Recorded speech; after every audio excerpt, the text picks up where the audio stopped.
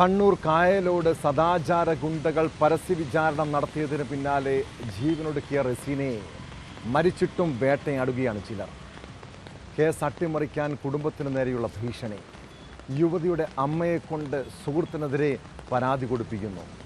എന്നാൽ പ്രതികളായ SDPI പ്രവർത്തകരുടെ ഈ നെറികെട്ട കളികൾ പോലീസിൻ്റെ അടുത്ത് വിലപ്പോകുന്നില്ല.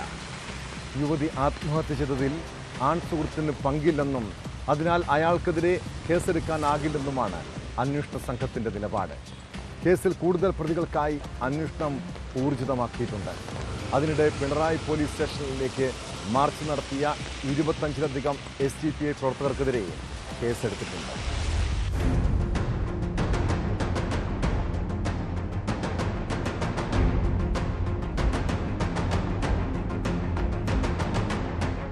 SDPI പ്രവർത്തകരുടെ സദാചാര ഗുണ്ടായിസത്തെ തുടർന്ന് യുവതി ആത്മഹത്യ ചെയ്ത കേസിൽ കൂടുതൽ പ്രതികൾക്കായി അന്വേഷണം ഊർജിതമാക്കി പോലീസ്. യുവതിയുടെ ആത്മഹത്യാക്കുറിപ്പിലും സുഹൃത്ത് റഹീസിന്റെ പരാതിയിലുമായി നിലവിൽ 2 കേസുകളാണ് രജിസ്റ്റർ ചെയ്തിട്ടുള്ളത്. പ്രതിപട്ടികയിലുള്ള 5 പേരിൽ 3 പേരുടെ അറസ്റ്റ് നേരത്തെ രേഖപ്പെടുത്തിയിരുന്നു. സുനീർ, സക്രിയ എന്നീ മറ്റു 2 പ്രതികൾക്കായാണ് അന്വേഷണം. ഇവരെ കൂടാതെ കൂടുതൽ പേർ പ്രതിപട്ടികയിൽ ഉൾപ്പെടുമെന്ന് അന്വേഷണ സംഘം വ്യക്തമാക്കുന്നു. തലശ്ശേരി ACPയുടെ നേതൃത്വത്തിൽ പ്രത്യേക സംഘം രൂപീകരിച്ചാണ് അന്വേഷണം.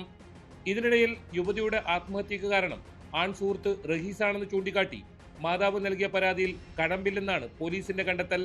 വിവാഹ വാഗ്ദാനം നൽകി വഞ്ചിച്ചുവെന്നതുൾപ്പെടെ ഗുരുതരമായ ആരോപണമാണ് മാതാവ് പരാതിയിൽ ഉന്നയിച്ചത്. റസീനയുടെ സ്വർണവും പണവും ആൺ സുഹൃത്ത് തട്ടിയെടുത്തെന്നും പരാതിയിലുണ്ട്. എന്നാൽ അന്വേഷണത്തിൽ ഇതിന് തെളിവുകൾ കണ്ടെത്താനായില്ല. യുവതിയുടെയും ആൺ സുഹൃത്തിന്റെയും ബാങ്ക് അക്കൗണ്ടുകൾ ഉൾപ്പെടെ അന്വേഷണ സംഘം പരിശോധിച്ചിരുന്നു. എന്തടിസ്ഥാനത്തിലാണ് ഇത്തരമൊരു പരാതി നൽകാൻ ഇടയായതെന്നത് സംബന്ധിച്ചും അന്വേഷണം നടക്കുന്നുണ്ട്. ഇതുവരെ കേസിൽ ഉൾപ്പെട്ടവരെല്ലാം SDPI പ്രവർത്തകരാണ്. മറ്റാരുടെയെങ്കിലും സമ്മർദ്ദത്തിലാകാം പരാതിയെന്നാണ് പോലീസ് സംശയിക്കുന്നത്. ഇതിനിടയിൽ പിണറായി പോലീസ് സ്റ്റേഷനിലേക്ക് മാർച്ച് നടത്തിയ 25ലധികം SDPI പ്രവർത്തകർക്കെതിരെ പോലീസ് കേസെടുത്തിട്ടുണ്ട്.